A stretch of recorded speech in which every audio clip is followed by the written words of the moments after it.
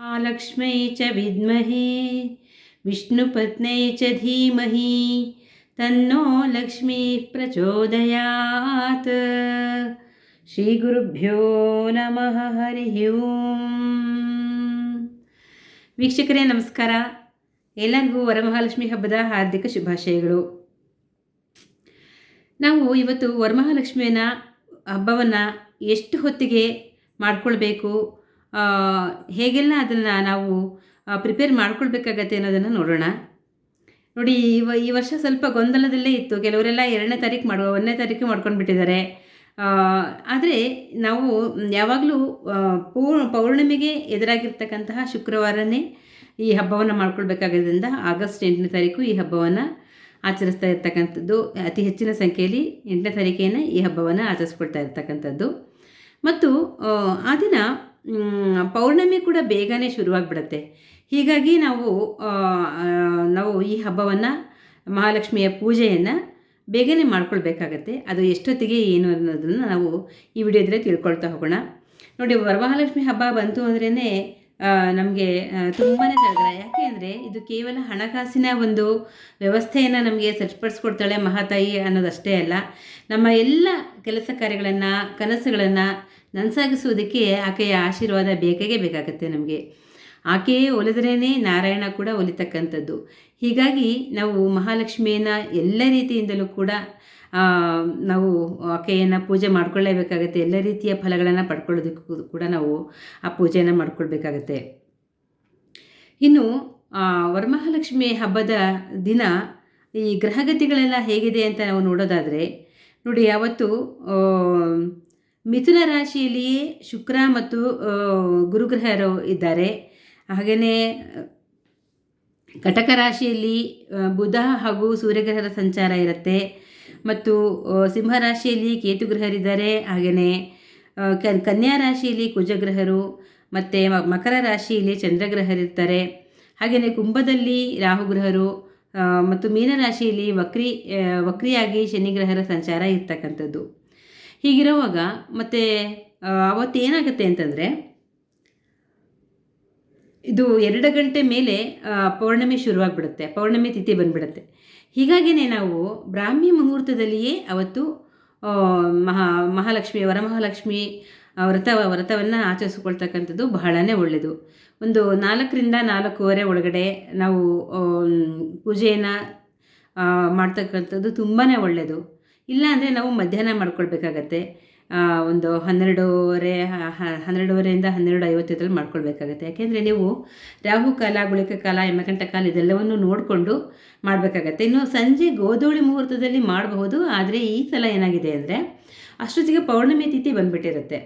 ಹೀಗಾಗಿ ನಾವು ಅದಕ್ಕೆ ಮುಂಚೆನೇ ಮಾಡ್ಕೊಳ್ಬೇಕಾಗುತ್ತೆ. ಪೌರ್ಣಮಿ ತಿಥಿನಲ್ಲಿ ಏನು ಹಬ್ಬ ಮಾಡ್ಕೊಳ್ಬೇಕು, ಏನು ಪೂಜೆ ಮಾಡ್ಕೊಳ್ಬೇಕು, ಸತ್ಯನಾರಾಯಣ ವ್ರತ ಅದನ್ನೆಲ್ಲ ಮಾಡ್ಕೊಳ್ತಕ್ಕಂಥದ್ದಾಗತ್ತೆ. ಆದರೆ ಈಗ ನಾವು ವರಮಹಾಲಕ್ಷ್ಮಿಯ ವ್ರತದ ಬಗ್ಗೆ ಮಾತನಾಡ್ತಾ ಇರೋದು. ಹೀಗಾಗಿ ವರಮಹಾಲಕ್ಷ್ಮಿ ಪೂಜೆನ ನಾವು ಬೆಳಗ್ಗೆ ಮಾಡ್ಕೊಳ್ತಕ್ಕಂಥದ್ದು, ಬ್ರಾಹ್ಮಿ ಮುಹೂರ್ತದಲ್ಲಿ ಮಾಡ್ಕೊಳ್ತಕ್ಕಂಥದ್ದು ಮತ್ತು ಮಧ್ಯಾಹ್ನ ಮಾಡ್ಕೊಳ್ತಕ್ಕಂಥದ್ದು. ಇವೆರಡರಲ್ಲಿ ನಾವು ಯಾವುದನ್ನು ನಮಗೆ ಸಾಧ್ಯನೋ ಅದನ್ನು ನಾವು ಆಯ್ಕೆ ಮಾಡಿಕೊಂಡು ವ್ರತವನ್ನು ಮಾಡಬೇಕಾಗತ್ತೆ.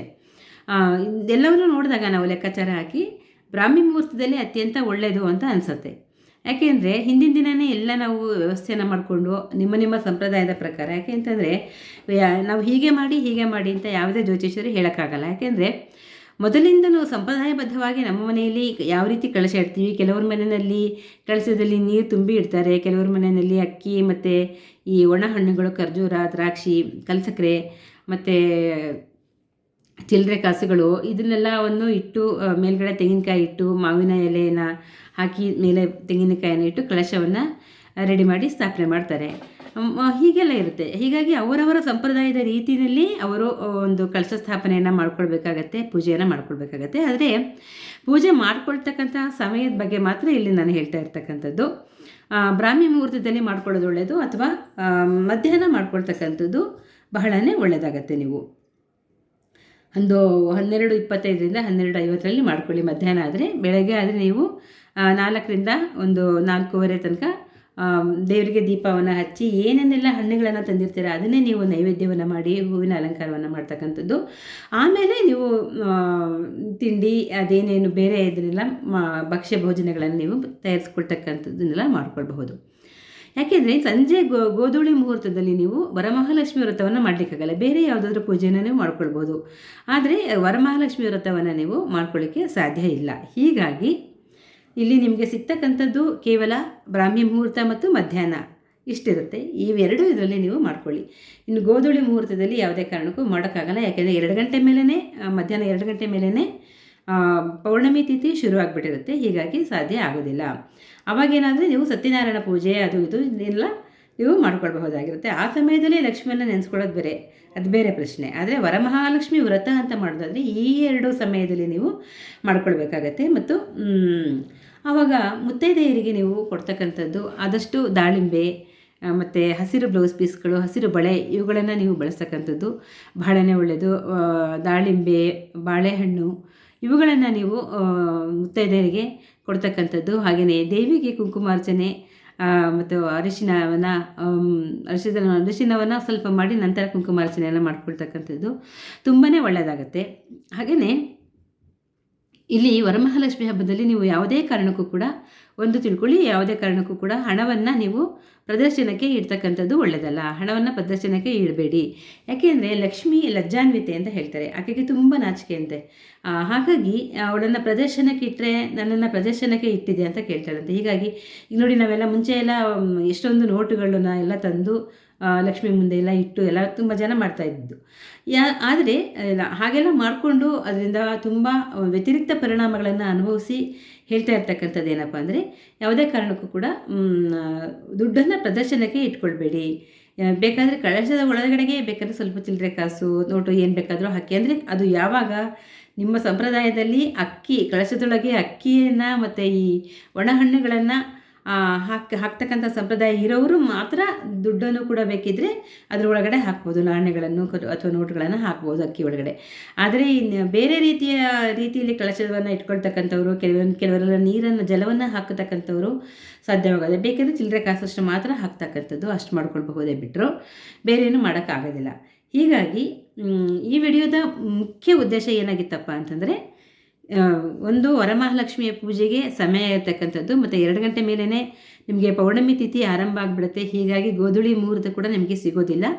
ಏನಿದು ಬ್ರಾಹ್ಮಿ ಮುಹೂರ್ತ ಹಾಗೂ ಮಧ್ಯಾಹ್ನ ಒಂದು ಏನು ಹೇಳಿದೆ 12:25ರಿಂದ ಒಂದು 12:50 ಒಳಗಡೆ ನೀವು ಒಳ್ಳೆಯ ಲಗ್ನದಲ್ಲಿ ಪೂಜೆಯನ್ನು ಮಾಡ್ಕೊಳ್ತಕ್ಕಂಥದ್ದು ಒಳ್ಳೆಯದಾಗತ್ತೆ.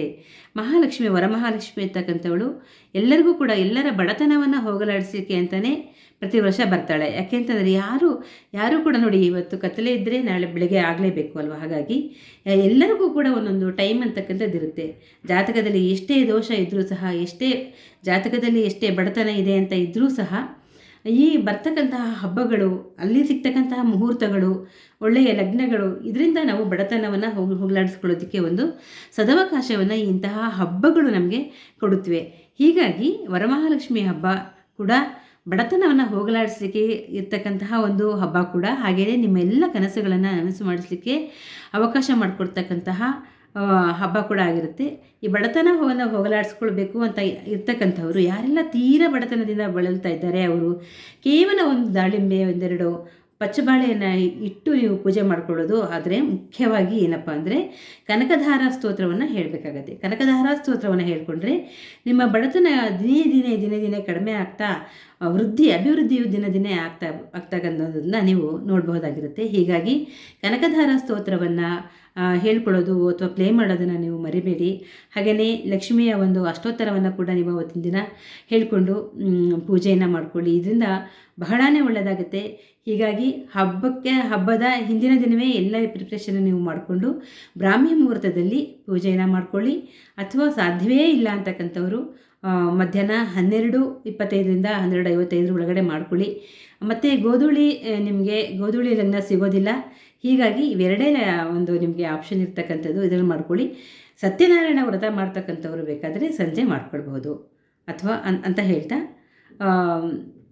ಇಲ್ಲಿಗೆ ಈ ವಿಡಿಯೋವನ್ನು ನಾನು ಮುಗಿಸ್ತಾ ಇದ್ದೀನಿ. ಎಲ್ಲರಿಗೂ ಕೂಡ ವರಮಹಾಲಕ್ಷ್ಮಿ ಒಳ್ಳೆಯದನ್ನು ಮಾಡಲಿ ಅಂತ ಹೇಳ್ತಾ, ಎಲ್ಲರೂ ಕೂಡ ಆ ದೇವಿಯನ್ನು ಶ್ರದ್ಧಾಭಕ್ತಿಯಿಂದ ಪೂಜೆಯನ್ನು ಮಾಡಿಕೊಳ್ಳಿ. ಒಳ್ಳೆಯದಾಗಲಿ. ಧನ್ಯವಾದಗಳು.